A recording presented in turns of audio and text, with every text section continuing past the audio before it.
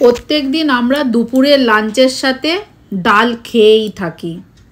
আজকে আমি যে ডালটা বানাবো সেটা আপনাদের সাথে শেয়ার করছি। এই ডালটা হচ্ছে অড়হর ডাল। প্রথমে আমি অড়হর ডালকে ভালোভাবে ধুয়ে নেব।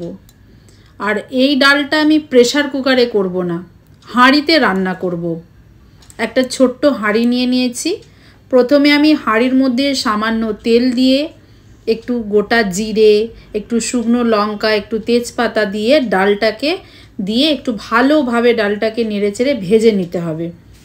ডালটা যখন লাল লাল হয়ে আসবে তখন বেশ অনেকটা জল দিতে হবে, কারণ এটা প্রেসার কুকারে হচ্ছে না, এটা হাঁড়ির মধ্যে হচ্ছে।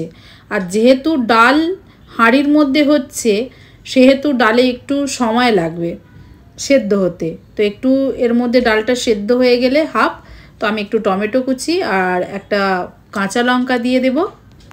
তারপরে একটু হলুদ আর স্বাদ অনুযায়ী লবণ দিয়ে দেব।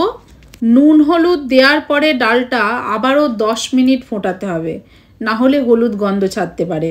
1 চামচ ঘি নিলাম, জিরে, শুকনো লঙ্কা, অবশ্যই দরকার যেটা হচ্ছে হিং।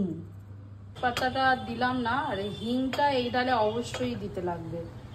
যদি কেউ ঝাল খেতে চায় তাহলে একটু বেশি করে শুকনো লঙ্কা দেবে, না হলে অল্প লঙ্কার গুঁড়ো। আর যদি কেউ মিষ্টি খেতে চায় তাহলে চিনি দিতে পারে কিংবা গুড় দিতে পারে। আমি কিছু দেবো না এই ডালে, এই ডালটা এমনি ভালো লাগে।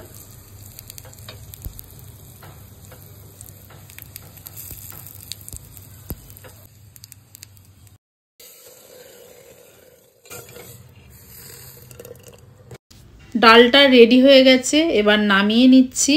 বন্ধুরা, আমি যেভাবে ডালটা রান্না করেছি এত সুন্দর স্বাদ, ভাতের সাথে খেতে দুর্দান্ত ছিল। তো অবশ্যই প্রত্যেক দিন একঘেয়েমি ডাল না করে এই ডালটা একবার অবশ্যই ট্রাই করে জানাবে।